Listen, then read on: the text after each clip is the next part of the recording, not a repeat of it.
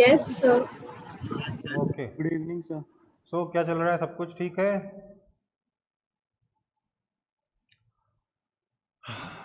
आप लोगों के एग्जाम शुरू हो गए हैं क्या, या अभी मॉक चल रहा है? सर मंडे से होगा। मंडे से होगा, ठीक है। तो अभी हम लोग अभी देखो, बात ये, अपन को कोलिजन खत्म करना है चैप्टर। उसके बाद एक चैप्टर है रिजिड बॉडी डायनामिक्स, मतलब रोटेशन है उसमें, और उसके बाद ग्रेविटेशन है। शायद आपके सिलेबस में ग्रेविटेशन भी है। देखो, रिजिड बॉडी डायनामिक्स बहुत बड़ा चैप्टर है, फिजिक्स का 11-12 मिला के सबसे बड़ा चैप्टर है, ठीक है। शायद उससे बड़ा 12th क्लास का एक फर्स्ट चैप्टर है, लेकिन समझ सकते हो आप बात को। उसको हम करने जाएंगे तो ग्रेविटेशन छू भी नहीं पाएंगे। तो मैं क्या कराऊंगा, आपको पहले ग्रेविटेशन करवा दूंगा, ठीक है। ग्रेविटेशन में शॉर्ट में कराऊंगा, जिससे आपके स्कूल का कवर हो जाए, पूरा नहीं कराऊंगा। पूरा कराने में 3 से 4 क्लास लगती है, शॉर्ट में कराने में 1.5 से 2 क्लास लगती है, ठीक है। तो मैं वो शॉर्ट में करा दूंगा, जिससे आपका कम से कम स्कूल में ग्रेविटेशन भी आपका तैयार हो जाए। सिर्फ एक रिजिड बॉडी डायनामिक्स आपका छूट जाएगा, तो उतना आप एग्जाम में छोड़ सकते हो, देख लीजिएगा, ठीक है ना। कोई दिक्कत? कोई दिक्कत? No sir. ओके। तो हम लोग लास्ट क्लास में कोलिजन पढ़ रहे थे। हम लोगों ने elastic collision, inelastic collision, perfectly inelastic collision सारे देख लिए। हमने उसके स्पेशल केसेस भी देख लिए थे। कौन कौन से? जिसमें 3 स्पेशल केसेस देखे थे, राइट। कौन सा? पहला तो परफेक्टली इनइलास्टिक कोलिजन, उसमें क्या था, v1 is equal to v2 is equal to initial velocity centre of mass या final velocity centre of mass, एक ही बात है, क्योंकि velocity centre of mass change नहीं होता है ड्यूरिंग कोलिजन। फिर हमने क्या देखा था? सेकंड केस में देखा था जहां m1 और m2 इक्वल थे, कोलिजन इलास्टिक था और हेड ऑन था। तो ऐसे में क्या हुआ था, after collision velocities got exchanged, v1 u2 के बराबर हो गया, v2 u1 के बराबर हो गया, ठीक है। अगर एक ऑब्जेक्ट रेस्ट पे था, दूसरा ऑब्जेक्ट आके उसको हिट करता है, तो जो ऑब्जेक्ट हिट करा वो रेस्ट पे आ जाएगा, जो रेस्ट पे था वो मूव करने लग जाएगा उसी ओरिजिनल वेलोसिटी से, ठीक है। ये हमने पढ़ा। फिर थर्ड केस हमने देखा था जिसमें हमारा ऑब्जेक्ट एक बहुत ही ज़्यादा मैसिव ऑब्जेक्ट बॉडी से टकराता है। उस केस में हमने देखा हमें सिर्फ velocity of separation is equal to e times velocity of approach use करना होता है, और एज्यूम करना होता है कि जो मैसिव ऑब्जेक्ट है उसकी वेलोसिटी में कोई चेंज नहीं आया, ठीक। इसका यूज करके हम लोगों ने बॉल के बाउंस करने की हाइट वगैरह कैलकुलेट किया था। आज हम शुरू करेंगे दूसरा टाइप का कोलिजन, जिसका नाम है oblique collision. Obviously oblique collision में भी इलास्टिक, इनइलास्टिक, परफेक्टली इनइलास्टिक सब कुछ होगा, पर पहले से ये समझना है कि ऑब्लिक कोलिजन होता क्या है। तो यहां मैंने 2 ऑब्जेक्ट्स लिए हैं, ए और बी। क्या हुआ, ये ऑब्जेक्ट ए यहां से मूव करते हुए यहां चला गया और कोलाइड किया। इसकी वेलोसिटी इधर है, या इसको कहता हूं u1 इधर है। तो यहां टकराते वक्त इसकी वेलोसिटी u1 इस डायरेक्शन में थी। पर अगर हम जिस पॉइंट पे कोलिजन हुआ है उस पॉइंट पे अगर मैं नॉर्मल ड्रॉ करूं, तो that normal will be something like this, है ना। कुछ ऐसा होगा आपका नॉर्मल, ठीक। ये नॉर्मल ही है जिसके अलोंग दोनों ऑब्जेक्ट्स एक दूसरे के ऊपर फोर्स लगाएंगे।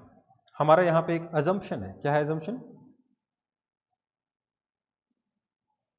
अजम्पशन है कि फ्रिक्शन इज एब्सेंट।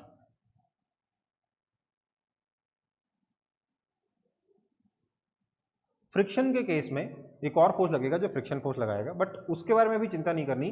फ्रिक्शन को कैसे हैंडल करना है ये हम बाद में देख सकते हैं। बट फिलहाल के लिए हम क्या देख रहे हैं कि नॉर्मल डायरेक्शन में वेलोसिटी जो है वो पूरी की पूरी नॉर्मल डायरेक्शन में नहीं है, बल्कि उसके कुछ एंगल पर है। तो ऑब्लिक कोलिजन किसको कहते हैं?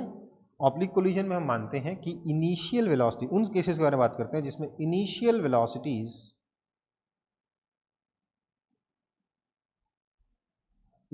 वेलोसिटीज आर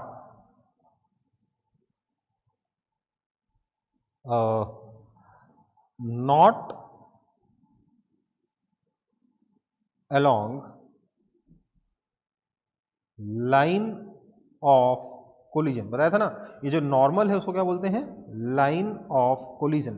इसको लाइन ऑफ कोलिजन क्यों कहते हैं? क्योंकि यही वो डायरेक्शन है जिस डायरेक्शन में ये दोनों ऑब्जेक्ट्स एक दूसरे के ऊपर फोर्स लगाएंगे, यही वो डायरेक्शन है जिस डायरेक्शन में ये ऑब्जेक्ट एक दूसरे के ऊपर इंपल्स लगाएंगे, यही वो डायरेक्शन है जिस डायरेक्शन में ये दोनों ऑब्जेक्ट्स अपना मोमेंटम एक्सचेंज करेंगे। ध्यान दीजिएगा बेटा, कोलिजन में मोमेंटम का एक्सचेंज होता है, कोलिजन में मोमेंटम का एक्सचेंज होता है, क्योंकि नेट मोमेंटम तो कांस्टेंट है।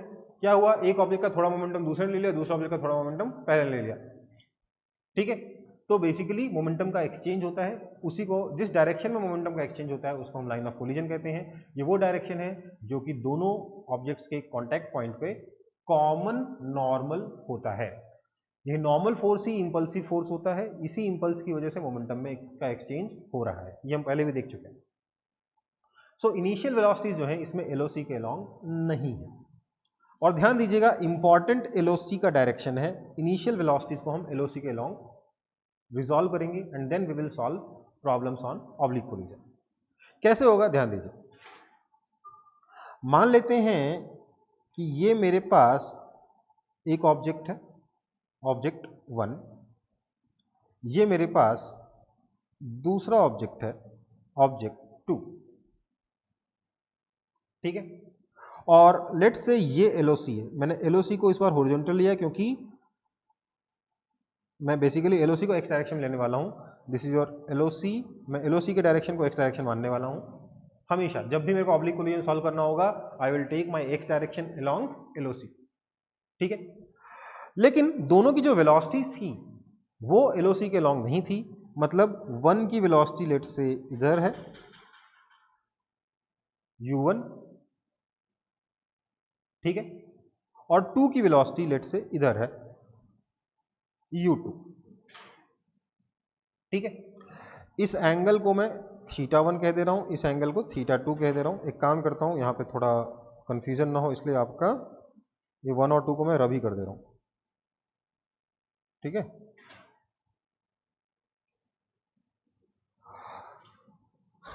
ठीक, क्या होगा, मैं अब इन दोनों वेलोसिटीज के कुछ कंपोनेंट्स कर सकता हूं।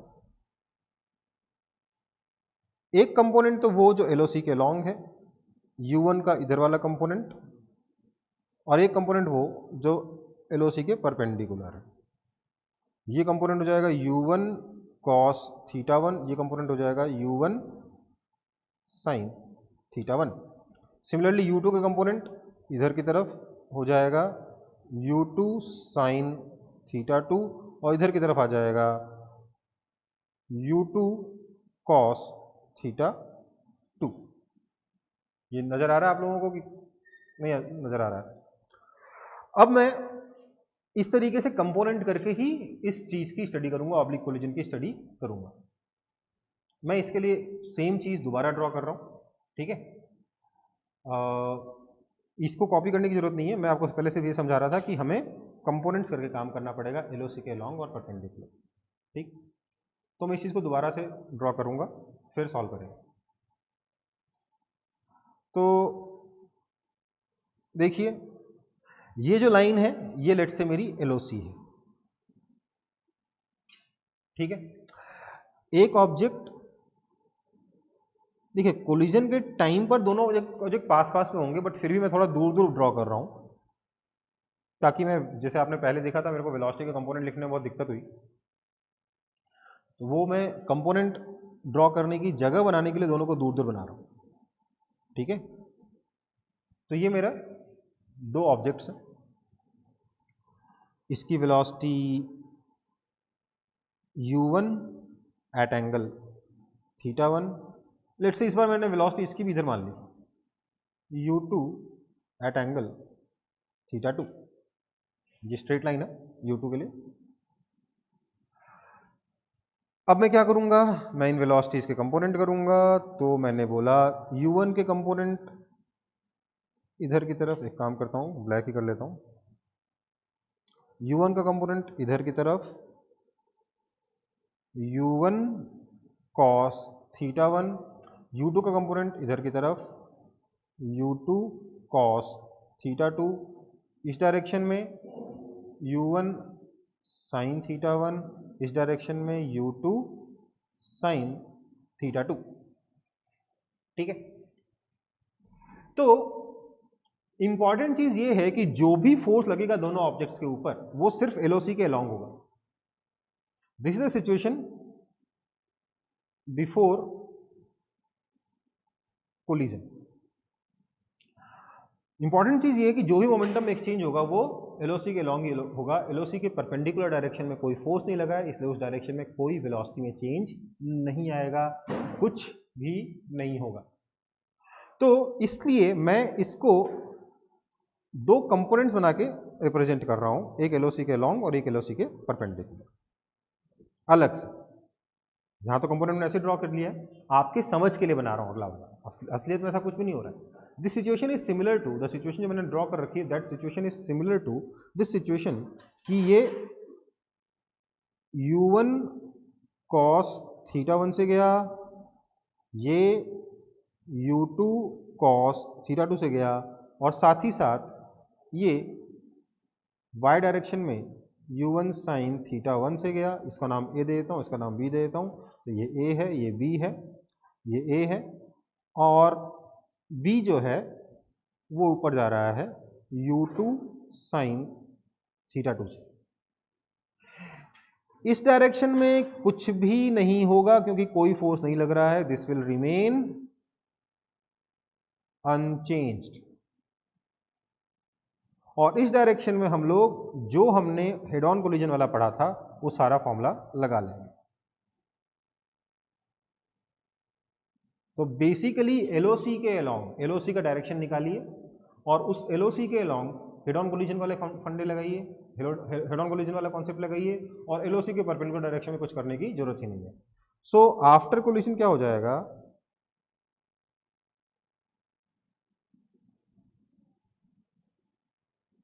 After collision you will have कि लेट से ए की वेलोसिटी इधर हो जाती है v1 डैश, बी की वेलोसिटी इधर हो जाती है v2 डैश, बोल दे रहा हूँ, डैश वाला डिफरेंशिएशन नहीं, बस एक नाम दे दिया मैंने।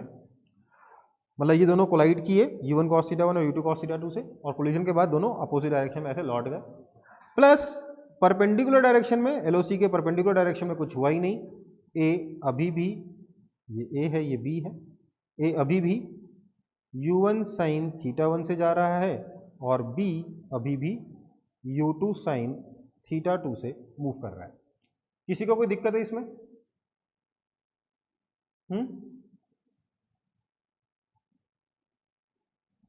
लेट से इसका मास m1 है, इसका मास m2 है, तो मैं एलओसी के परपेंडिकुलर डायरेक्शन में तो मेरे को कुछ करने की जरूरत ही नहीं है, ये तो सेम टू सेम है ना। अलोंग एलओसी मैं क्या लिख सकता हूं, आप लोग लास्ट में लिखिएगा, ऊपर लिखने की जरूरत नहीं आपको, मेरे पास जगह खत्म हो गई है। तो अलोंग एलओसी में क्या लिख सकता हूं, ध्यान दीजिएगा। पहला तो मोमेंटम का इक्वेशन लिखूंगा, ये मेरे को बेसिकली निकालना क्या, v1 डैश कितना है और v2 डैश कितना है। इसके लिए मैं हेड ऑन कोलिजन वाले फंडे लगाऊंगा, हेड ऑन कोलिजन वाले इक्वेशन लिखूंगा। सबसे पहले तो एलओसी के अलोंग भी मोमेंटम कंजर्व होगा, ठीक है, मोमेंटम हर डायरेक्शन में कंजर्व रहेगा, ठीक है, एक्स डायरेक्शन में भी, वाई डायरेक्शन में भी, एलओसी के अलोंग भी, एलओसी के परपेंडिकुलर भी। तो एलओसी के अलोंग मोमेंटम कंजर्वेशन लगाऊंगा, क्या आ जाएगा, इसका मास m2 है तो यहाँ पे मास m2 ही है, इसका मास m1 है तो यहाँ पे मास m1 है। इनिशियल मोमेंटम मैंने इस डायरेक्शन को प्लस ले रखा है, इस डायरेक्शन को माइनस ले रखा है, तो इनिशियल मोमेंटम क्या हो जाएगा, m1 u1 cos θ1 minus m2 u2 cos θ2, ये इनिशियल मोमेंटम हो जाएगा। m1 u1 cos θ1 positive direction में, minus m2 cos θ2, m2 u2 cos θ2 negative direction में। This is equal to final momentum कितना हो जाएगा, यहां पर a की वेलोसिटी v1 डैश हो चुकी है, so this is minus m1 v1 dash plus m2 v2 dash. तो ये तो मोमेंटम की इक्वेशन हो गई। दूसरी इक्वेशन लिखूंगा क्या मैं, वेलोसिटी ऑफ अप्रोच और वेलोसिटी ऑफ सेपरेशन के बीच में। Velocity of separation is equal to e times velocity of approach. यहां पे वेलोसिटी ऑफ सेपरेशन कितना है, v2 dash minus v1 dash, v2 dash plus v1 dash is equal to velocity of approach कितना था, e times velocity of approach u1 cos θ1 plus u2 cos θ2, ठीक है। ये दो इक्वेशन सॉल्व करेंगे, आपको v1 डैश मिल जाएगा, v2 डैश मिल जाएगा। ए की वेलोसिटी इस डायरेक्शन में u1 sin थीटा 1, इधर v1 डैश, तो नेट वेलोसिटी क्या हो जाएगी, इधर वाली v1 डैश ऐड कर दोगे, नेट वेलोसिटी आपकी ए की मिल जाएगी। ठीक है, समझ में आई बात? हाँ या ना? Yes sir. तो कुछ खास कॉम्प्लेक्स ऑब्लिक कोलिजन में भी नहीं है, एक्सेप्ट कि आपको एलओसी का डायरेक्शन निकालने के लिए कई बार ज्योमेट्री अच्छे से लगानी पड़ती है। ठीक है बेटा, इसको कॉपी कर लो। अगर किसी को दिक्कत हो तो पूछ लो, क्योंकि मैंने देखा है जनरली काफ़ी लोगों को काफ़ी सारी दिक्कतें इस टॉपिक में आती हैं। नहीं तो अगर आपको आ रही है तो आप पूछ सकते हैं, नहीं आ रही है तो कॉपी कर लीजिए, और क्या।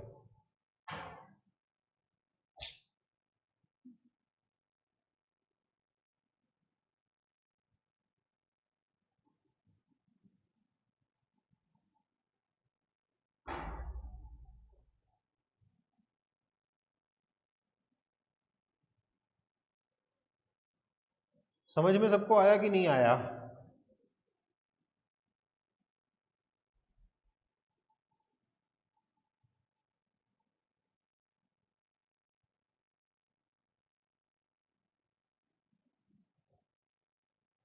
Yes sir. ओके, तो आगे बढ़ूं कि नहीं?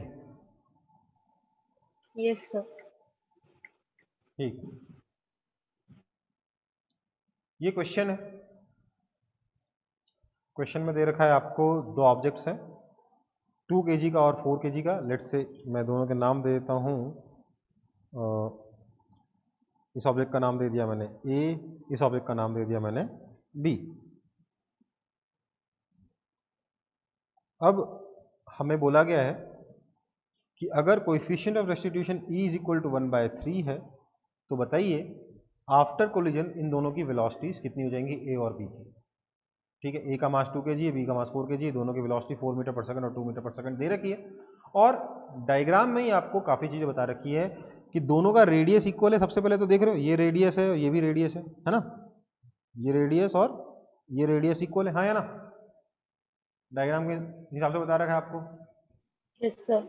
दूसरी चीज़ क्या बता रखी है कि इनिशियल वेलोसिटी ऐसी है कि यहाँ इसके टॉप पे जो टेंजेंट बनेगा वो ए के सेंटर से जाएगा, ए के बॉटम से जो टेंजेंट बनेगा वो बी के सेंटर से जाएगा, है ना?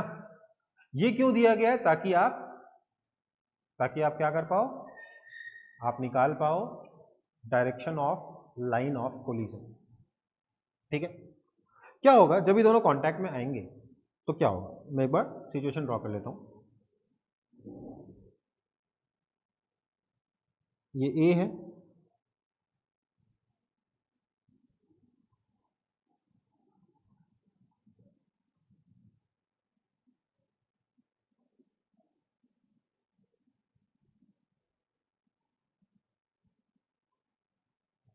ये बी, ये इसका सेंटर, ये इसका सेंटर, यही होगा ना एलओसी, क्योंकि जो भी कॉमन नॉर्मल होगा वो दोनों के सेंटर से तो पास होगा ही होगा, है ना? यहाँ पे जो नॉर्मल ड्रॉ करोगे पॉइंट ऑफ कांटेक्ट पे, पॉइंट ऑफ कांटेक्ट कहाँ दिख रहा है सब लोगों को? ये Yes, आपका sir. पॉइंट ऑफ कांटेक्ट है। इस पॉइंट ऑफ कांटेक्ट पे जब आप नॉर्मल ड्रॉ करोगे तो वो नॉर्मल दोनों के सेंटर से पास होगा। सो this is your line of collision. ठीक है बेटा, आपको दे रखा है ए की वेलोसिटी। अच्छा, अब आपको बेसिकली इस लाइन ऑफ कोलिजन का एंगल निकालना है वेलोसिटीज के साथ। ये वेलोसिटी 4 मीटर पर सेकंड दे रखी है, आपको ये वाला एंगल निकालना है। ये एंगल निकालने के लिए मैंने क्या बोला? मैंने बोला यहाँ से अगर मैं एक परपेंडिकुलर एक हॉरिजॉन्टल लाइन ऐसे ड्रॉ करूँ तो ये आर है ना? हाँ है ना? Yes, sir. ये एंगल थीटा है तो ये वाला एंगल भी थीटा होगा। और ये कितना है? दिस इज 2r, है ना? कोई दिक्कत? Yes, sir. तो क्या मैं लिख सकता हूं कि 2r sine theta is equal to r, this implies theta is equal to 30 degree. किसी को आपत्ति है तो बता दो। तो अगर नहीं आपत्ति तो नहीं बोलोगे तो मान के चलो आप किसी को आपत्ति नहीं है। तो क्या हुआ, ये मेरा एलओसी है जिसको मैं एक्स डायरेक्शन ले रहा हूं, this is your LOC. A की वेलोसिटी ऐसे है 4 मीटर पर सेकंड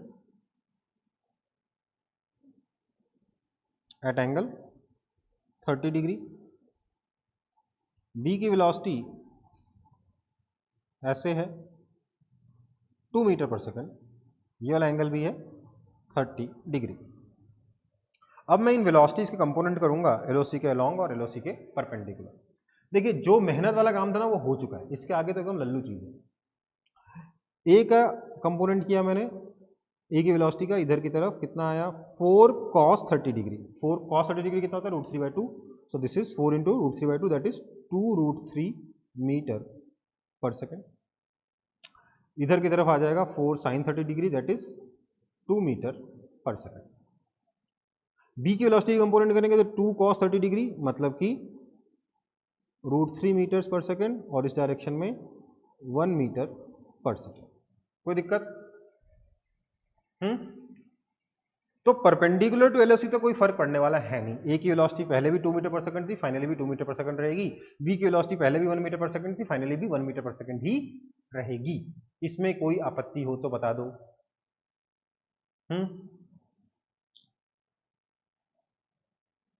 कोई दिक्कत नहीं है?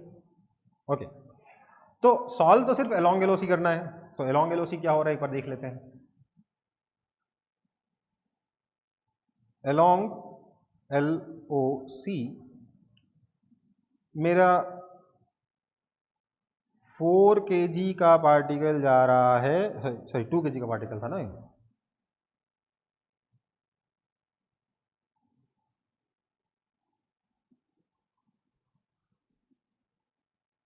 2 kg का पार्टिकल जा रहा है 2√3 मीटर पर सेकंड से, और इधर से 4 kg का पार्टिकल आ रहा है √3 मीटर पर सेकंड से। ठीक है, after collision, this is before collision, और आफ्टर कोलिजन के लिए मैं यहां लिख दे रहा हूं, अलोंग एलओसी की बात कर रहा हूं। ठीक है, आफ्टर कोलिजन क्या हो जाएगा, आपके मान लेता हूं ये जो ए है, जो 2 kg का पार्टिकल है, उसकी वेलोसिटी इधर की तरफ हो जाती है v1, और b की वेलोसिटी जो कि 4 kg का है, इसकी वेलोसिटी इधर की तरफ हो जाती है v2। मैंने राइट साइड को, मतलब मैंने इस डायग्राम में इधर की तरफ प्लस और इधर की तरफ माइनस ले रखा है। ठीक है, तो क्या होगा, मैं सबसे पहले लिखूंगा मोमेंटम। तो मोमेंटम की इक्वेशन क्या लिखाएगी, final momentum -2v1 plus 4v2 is equal to 2 into 2√3 minus 4 into √3 that is equal to 0। This implies v1 equals to 2v2। बहुत बढ़िया इक्वेशन बनी है, इससे अच्छी क्या इक्वेशन डिमांड कर सकते हैं हम, है ना। ये मोमेंटम की इक्वेशन बन गई। इसके बाद हमारे दूसरी इक्वेशन क्या है, कोएफिशिएंट ऑफ रेस्टिट्यूशन की, न्यूटन्स लॉ ऑफ कोलिजन की।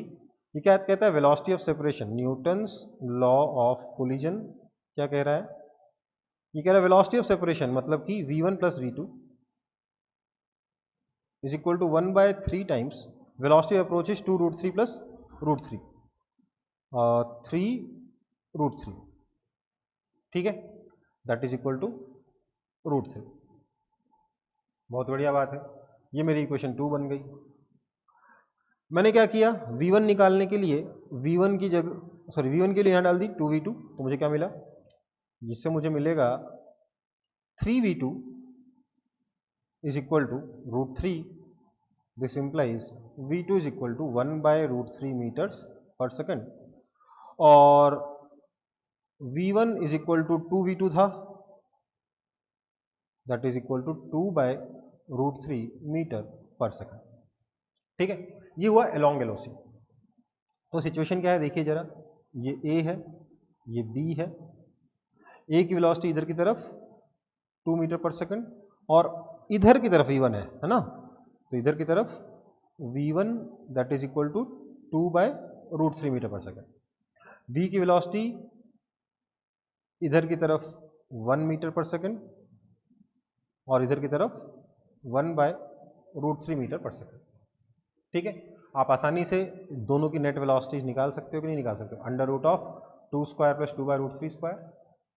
ठीक है, और यहाँ पे √1/√3 स्क्वायर प्लस 1 स्क्वायर, ये हो जाएगा 4/√3 ए की वेलोसिटी, बी की वेलोसिटी हो जाएगी 2/√3।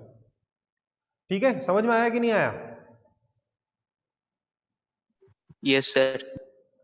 थोड़ा लेंदी है, पर अगर सोचो ध्यान से तो करना क्या है, सबसे पहला और सबसे इंपॉर्टेंट स्टेप, एलओसी अगर नहीं दे रखा है तो एलओसी का डायरेक्शन निकालिए यूजिंग ज्योमेट्री।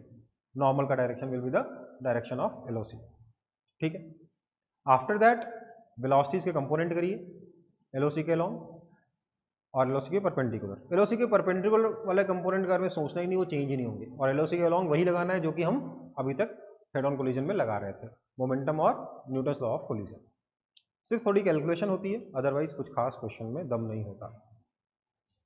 ठीक है बेटा, आगे बढ़े। Yes sir.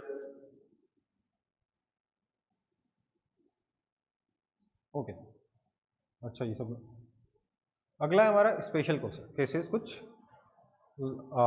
जिसमें पहला केस है oblique elastic collision of equally massive objects. Equally massive objects है, ऑब्लिक तो है पर इलास्टिक है। ठीक है, तो आपको याद होगा इक्वली मैसिव ऑब्जेक्ट का हेड ऑन इलास्टिक कोलिजन हम लोग पढ़ चुके हैं, उसमें क्या होता है, वेलोसिटीज एक्सचेंज हो जाती है, राइट, यही होता है ना। तो यहां पे मान लेते हैं ये आपका एलओसी है,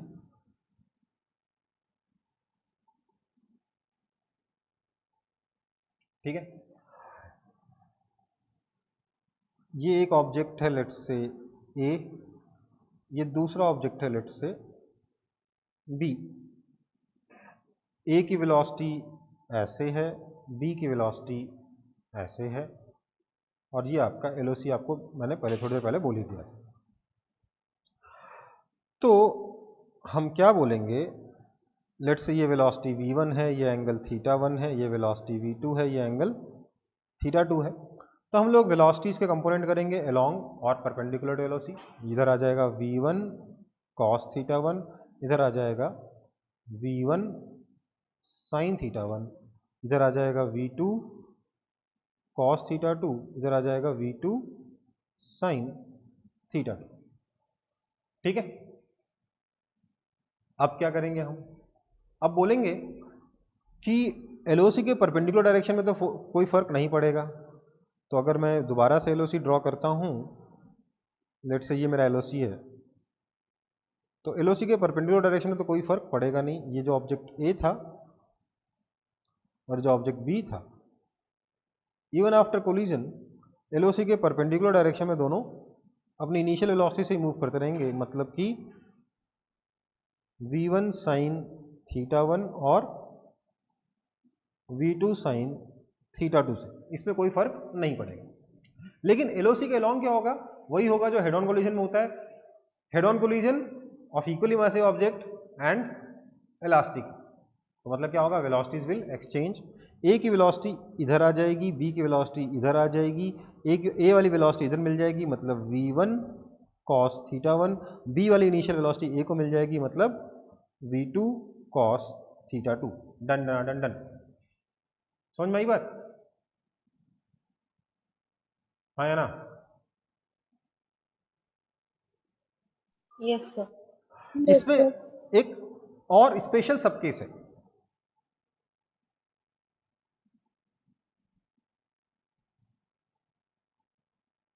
स्पेशल सब केस क्या है, इसमें आपको देखा होता है कि V2 जो है ना वो 0 है, मतलब एक ऑब्जेक्ट तो मूव करते हुए आया पर दूसरा ऑब्जेक्ट रेस्ट पे था और ऑब्लिक कोलिजन हो गया।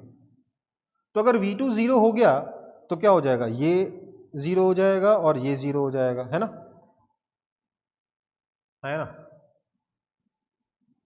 होगा कि Yes. नहीं? तो आफ्टर कोलिजन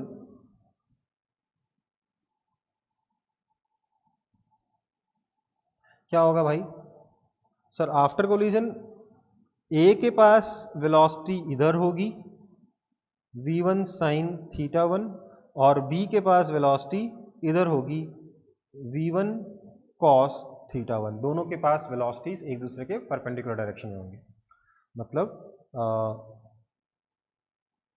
वेलोसिटीज इन म्यूचुअली परपेंडिकुलर डायरेक्शन। अगर फ्रिक्शन नहीं है तो ये सारी चीजें होंगी। जब भी हम ऑब्लिक कोलिजन पढ़ रहे हैं हम अज्यूम कर रहे हैं कि कोई फ्रिक्शन अभी तक नहीं है। ठीक है बेटा,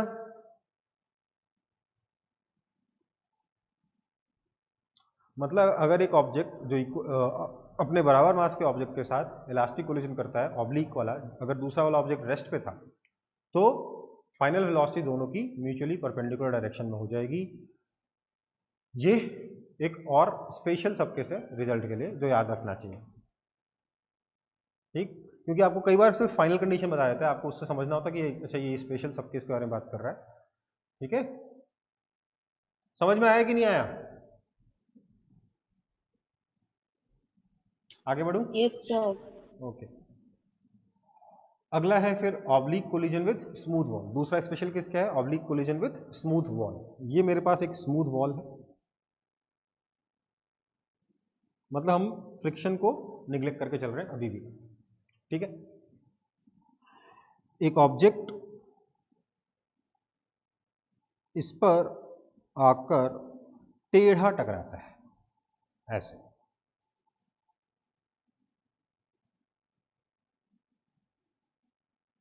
ठीक है। अगर ये वॉल है तो नॉर्मल इस डायरेक्शन में होगा कि नहीं होगा, होगा ना, दिस इज योर नॉर्मल, है ना। This is also therefore LOC, line of collision, या फिर लाइन ऑफ इंपैक्ट भी कहते हैं, लाइन ऑफ इंपैक्ट भी इसको नाम दिया जाता है। लेट्स से ये वेलोसिटी u है और ये एंगल ऑफ इंसिडेंस I है, लेट्स से इसका एंगल ऑफ इंसिडेंस मैंने नाम दे दिया, कोई दिक्कत है किसी को? नहीं ना।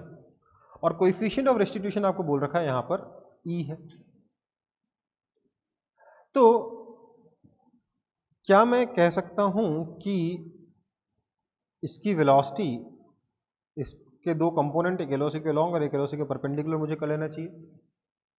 ये LOC के अलोंग कंपोनेंट होगा, that's will be equal to u cos I and this will be perpendicular to LOC u sin I।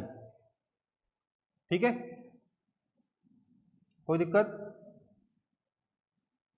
दिक्कत हो तो बता दो, कोई दिक्कत नहीं, मान के चल रहा हूं आपको कोई दिक्कत नहीं। अब क्या होगा फिर, आफ्टर कोलिजन ये बॉल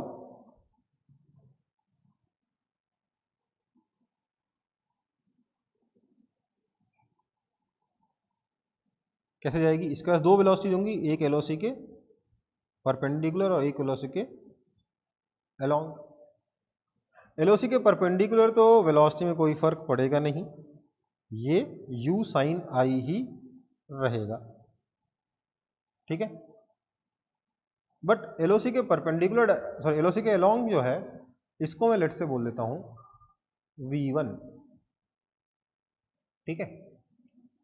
तो क्या मैं लिख सकता हूं, ध्यान दीजिएगा बेटा, कि V1 is equal to E times u cos I, कह सकता हूं कि नहीं कह सकता? कह सकता हूं। जो नेट वेलोसिटी होगी that will B along this direction, let's call it V,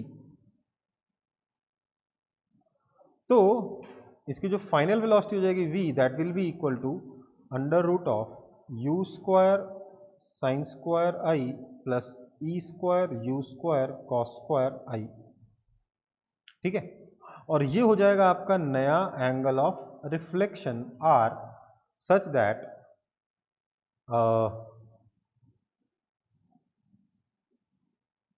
tan r is equal to u sin I upon v1 that is equal to u sin I upon v1 कितना है e times u cos i। ये e times u cos i कहाँ से आया, already discuss कर चुके ना हम लोग, head on collision with very massive object.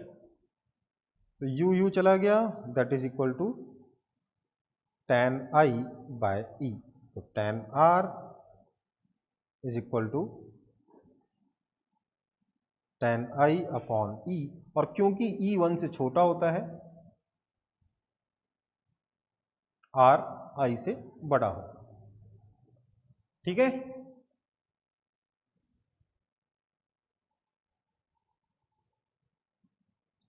किसी को कोई आपत्ति?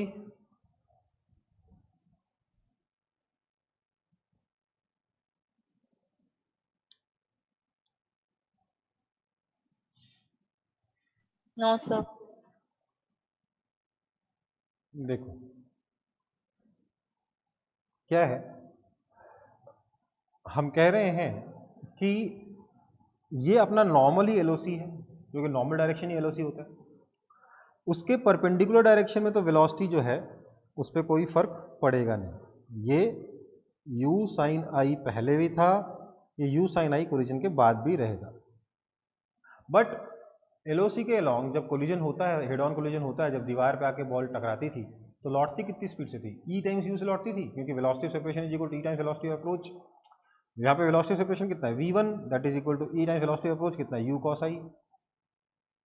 ये कहाँ से आया, न्यूटन्स लॉ ऑफ कोलिजन से आया। मैंने यहाँ डायरेक्टली लिख दिया था v1 is equal to e times u cos i। ठीक है, समझ में आई बात? तो इसके बाद इसके वेलोसिटी का ये वाला कंपोनेंट भी पता है, ये वाला कंपोनेंट v1 भी हमें पता है। ठीक, अब क्या करेंगे, दोनों कंपोनेंट अगर पता चल गया तो नेट वेलोसिटी ऑब्वियसली आप निकाल सकते हो, under root of x component का स्क्वायर प्लस y कंपोनेंट का स्क्वायर। और आप ये एंगल r भी निकाल सकते हो, कैसे, tan r is equal to this upon this, that is u sin i upon v1। तो इससे आपका आ गया sin i by cos i तो tan i हो गया, tan r is equal to tan i by e हो गया। ओके बेटा,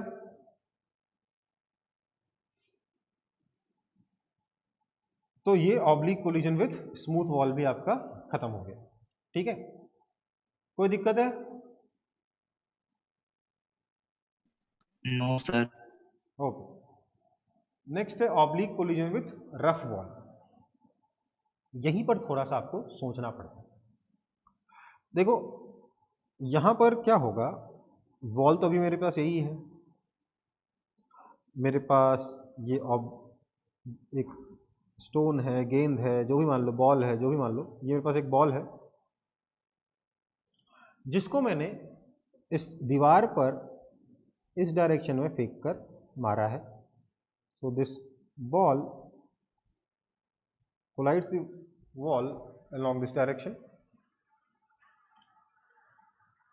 such that let's say यहां पर भी आपका एंगल ऑफ इंसिडेंस को मैं I मान लेता हूं। Now this normal is again your line of collision, है ना। तो मैं फिर से क्या करूंगा, अपनी वेलोसिटीज के कंपोनेंट करूंगा along and perpendicular to LOC.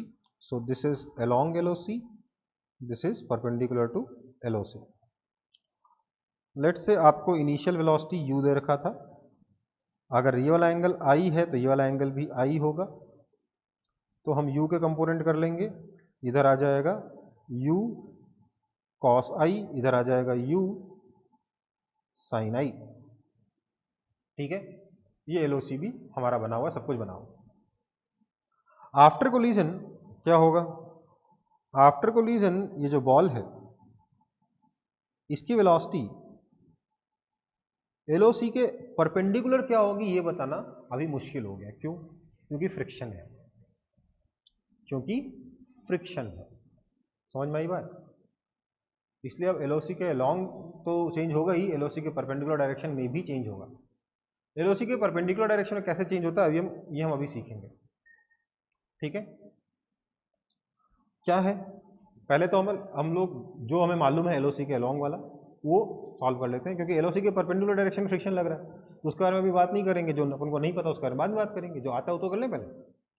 तो क्लियर सी बात है, एलओसी के परपेंडिकुलर डायरेक्शन में अगर ये u cos i से आया था, velocity approach u cos i था, तो velocity of separation e times u cos i हो जाएगा। कोई दिक्कत? किसी को कोई आपत्ति हो तो बता दो यहां पर। पक्का? ठीक। अब हमें एक्स डायरेक्शन में अगर हमें वॉल के पैरेलल डायरेक्शन में अगर वेलोसिटी के बारे में बात करनी है तो हमें फ्रिक्शन के बारे में बात करनी है। फ्रिक्शन के बारे में तब तक बात नहीं कर पाएंगे जब तक नॉर्मल के बारे में बात नहीं करें। तो मैं बोलूंगा ऐसा, इसका परपेंडिकुलर डायरेक्शन में या फिर एलओसी के अलोंग इसकी वेलोसिटी में चेंज क्यों आया, इसका मोमेंटम चेंज क्यों हुआ? तो जवाब ये है, मोमेंटम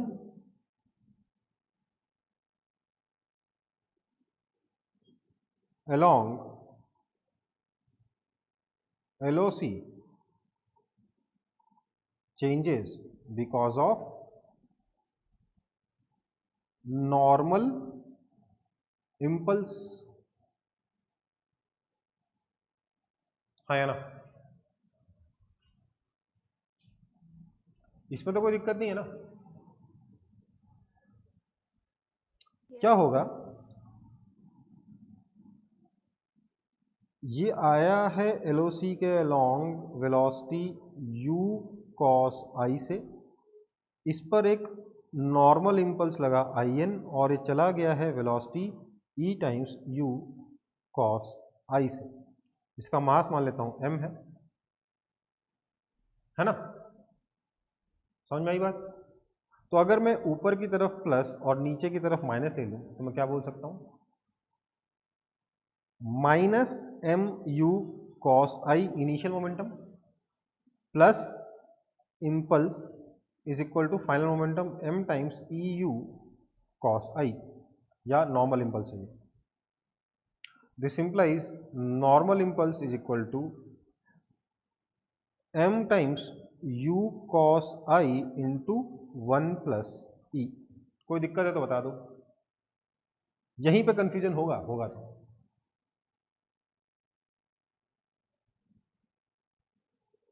पक्का? Yes sir. This topic is not in your school examination. Oblique collision with rough wall तो बिल्कुल भी नहीं है, ठीक है? बट इसका मतलब ये नहीं ना, क्योंकि इस टॉपिक को दोबारा कभी पढ़ाने का मौका मिलेगा नहीं, छूट जाए, इसलिए इसको भी कवर करना जरूरी है। ठीक है, तो नॉर्मल डायरेक्शन में इंपल्स कितना है, m into u cos i times 1 plus e. ठीक है, अगला क्या बोलेंगे फिर, मोमेंटम अलोंग वेलोसिटी का यूज करके हम लोगों ने नॉर्मल इंपल्स निकाल लिया।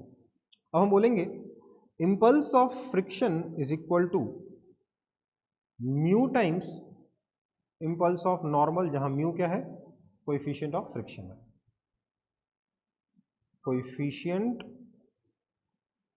अगर रफ वॉल दे रहा है तो कोएफिशिएंट ऑफ फ्रिक्शन देना पड़ेगा ना। Coefficient of friction is equal to mu.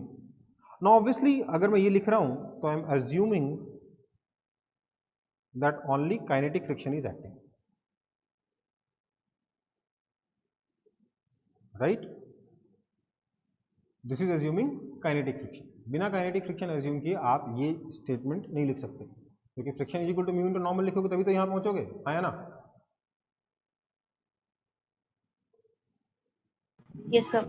कैसे लिखेंगे, हम लिखेंगे friction is equal to mu normal, this implies friction dt is equal to mu normal dt integration integration, this implies impulse of friction is equal to mu times integration N dt impulse of normal, है ना?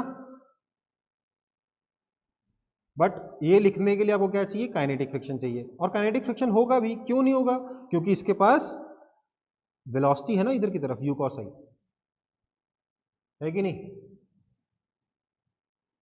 Yes sir. So assuming kinetic friction, impulse of friction पता है। तो अब उस direction में क्या हुआ, इसके पास ध्यान दीजिएगा, ये जो m मास का ऑब्जेक्ट है, इसके पास इधर की तरफ वेलोसिटी थी u sin i, फिर इसके ऊपर एक इंपल्स ऑफ फ्रिक्शन लगा और ये कन्वर्ट हो जाता है, मान लेते हैं इधर की तरफ इसकी वेलोसिटी को v1 बोल देता हूं, तो इसकी फाइनल वेलोसिटी हो जाती है इस डायरेक्शन में v1। ठीक है, कोई दिक्कत?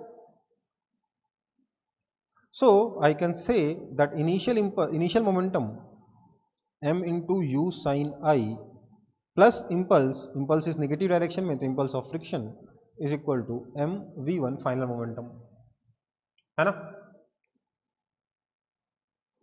है ना? कोई दिक्कत? Yes, sir. देखो ये वाला टॉपिक डिफिकल्ट है, ये और इस चैप्टर का लास्ट टॉपिक है, तो कुछ तो डिफिकल्टी होना बनता भी है, right? mu sin I minus impulse of friction. Impulse of friction क्या है? Mu times mu impulse of normal, mu times impulse of normal, ये रहा mu times mu cos I into 1 plus e is equal to m v1। m common आके इस m से cancel हो जाएगा और आपका v1 आ जाएगा, v1 is equal to u times sine I minus 1 plus e times cos I.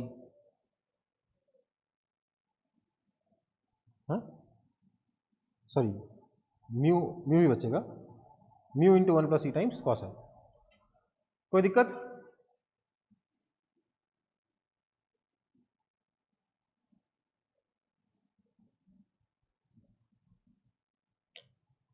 No, sir.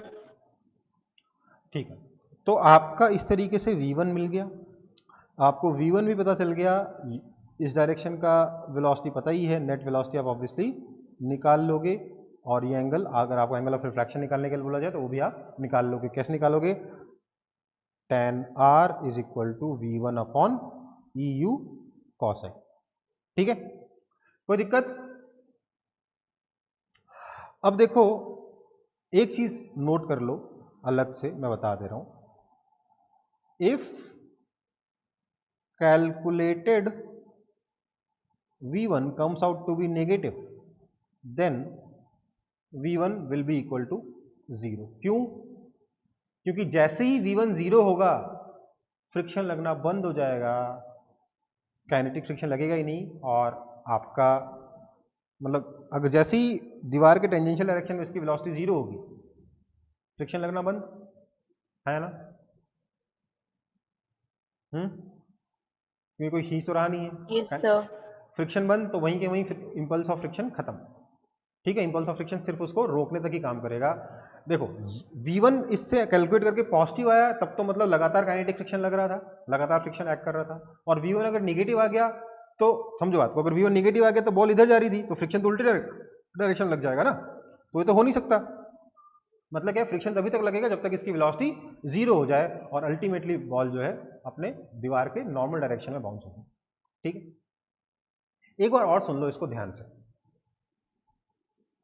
वैसे तो इस चैप्टर का लास्ट टॉपिक है और उतना ज़्यादा इंपॉर्टेंट भी नहीं है, ये सिर्फ आपको एनालिसिस सिखाना चाह रहा हूँ मैं कि डिफिकल्ट क्वेश्चन की एनालिसिस कैसे होती है, इसको छोटे छोटे टुकड़ों में तोड़।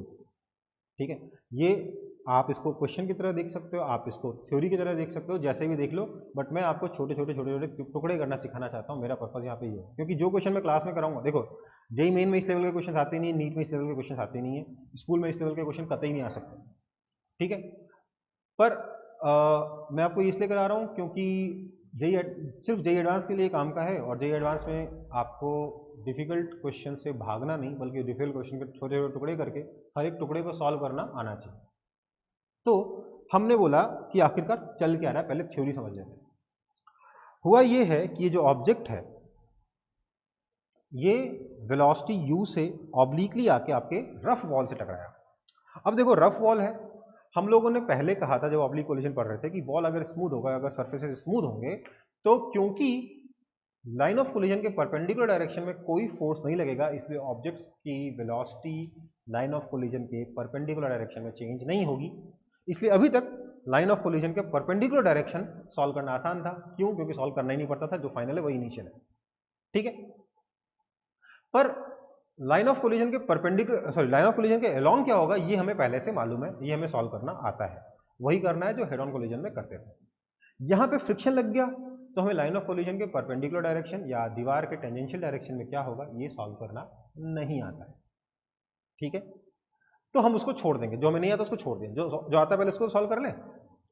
तो हमने बोला यार नॉर्मल डायरेक्शन में तो वही होगा जो कि मतलब दीवार के नॉर्मल या एलओसी के लॉन्ग तो वही होगा जो कि हेड ऑन कोलिजन में होता है। तो हमने उसको चुपचाप सॉल्व कर लिया।